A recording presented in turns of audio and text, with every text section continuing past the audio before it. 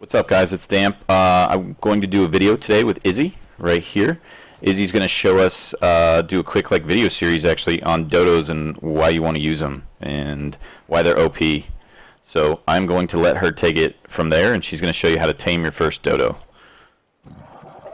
Hiya! So yeah, I found dodos to be really useful, so I really wanted to just go over how to tame them. It's a really good tutorial just for the start as well. So I'm just going to go through everything for you. The first thing that I wanted to mention is you'll want to be hitting it with your fist most likely, because they don't have a lot of health, and if you hit them with anything else they're probably just going to die.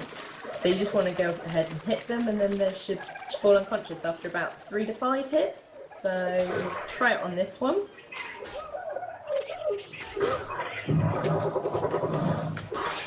Oh, we've got 2 dodos now.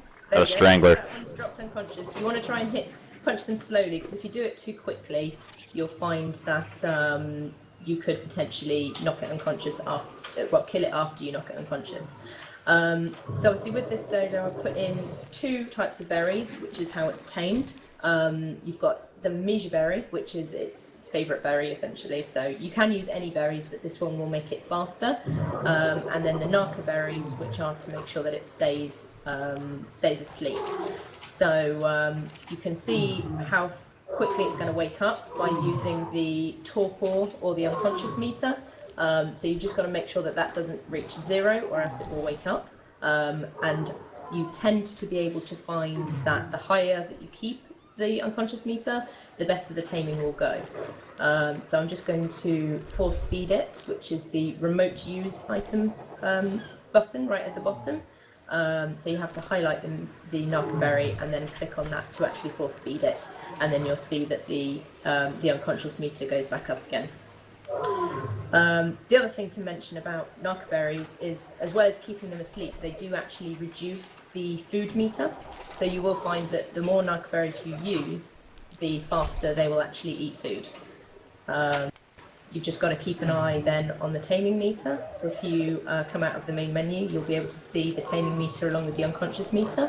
You can normally leave them alone for a while, run off, get some new berries, or try and do something else, but I tend to find that it takes such a short time that you might as well just babysit it, as long as you've got the right amount of berries.